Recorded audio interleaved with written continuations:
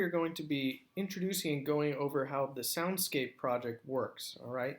So in here, there are some parts of the Soundscape are found in both the online and in-person day folders, but the majority of it is found under in-person.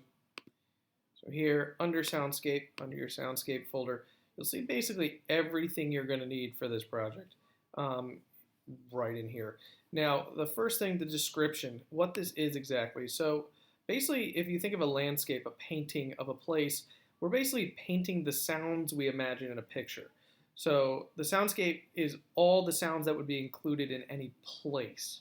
So for example, if we had a basketball game, we have different sorts of sounds going on in that basketball game, say shoes, the basketball, people cheering, the announcements, the buzzer, music, things like that.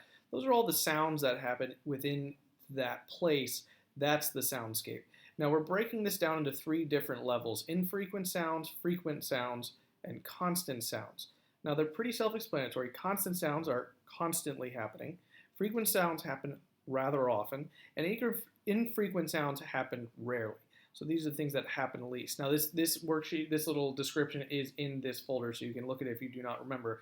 But basically what you're going to do is you're going to pick a picture and create a soundscape yourself using these three sections to help divide up your sounds. So that again is in the description. Now,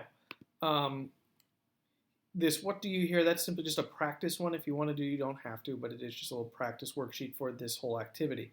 Now the actual planning page is this 8th grade soundscape page. This is what it looks like. You're going to download this into Notability. So this will go into Notability. This is where you'll plan your soundscape. So you'll see here there are three sections: infrequent, frequent, and constant sounds. So you need 2 constants, 3 frequent, and 2 infrequent sounds. What you'll write here, say you're making wind sound or whatever, so it's constant. You write wind in number 1, and you write what instrument or material you're going to use it. So you can make the sound any way you want. I mean, literally anything. Use your voice, use a chair, use a door opening, use an instrument that you have lying around, whatever. The only thing you may not use is YouTube. You cannot go on YouTube and take a part of a video or some other sound from some other thing.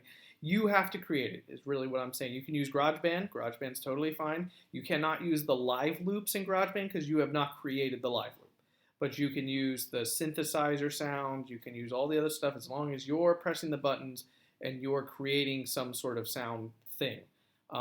You just can't use live loops. You can't use pre-recorded stuff off YouTube and all that good stuff. But anyway, you need 2 constant sound, 3 frequent sounds, and 2 infrequent sounds. Now, for the picture, you'll pick from one of 6 pictures. Those 6 pictures are found here in the folder. Okay, you pick one of these, any of them. It's your choice. They're all very different. You get to choose which one you do. You simply circle the one you have decided to do. All right? So, this is your planning page. So you've planned this. There should be instruments in the general music room you can use. You can use stuff at home very easily. Whatever works, whatever gets you the closest, okay? You're going to be recording this all in GarageBand. So you're going to be recording your entire thing in GarageBand. You're going to make one project in GarageBand with all this stuff. Now, that means at the end of your project, you should have at least 7 different tracks, okay? 7 tracks with all that stuff in it. The project needs to be 20 measures long. So it'll be 20 measures in length. There's another video, okay, under online days, under hybrid, soundscape, called GarageBand Review. This video redescribes to you how to use GarageBand in case you don't remember. Okay, so setting up basic things. If you're not 100% sure, ask a friend, that's fine. I highly encourage you to use the weird recording mic sounds that you can change the sound of your voice and stuff. Those really help. They can really help change and make your voice into certain things that you need, or even an instrument or something like that. So that's what you need to do. 20 measures, 7 different sounds. You can do more, that's fine. You may not do less. Pick one of those 6 pictures, and there will be a video later on how to turn that in. That will be due next week. That'll be due next week once I have the assignment posted up. So that's what you should be working on, both in class and out of class there.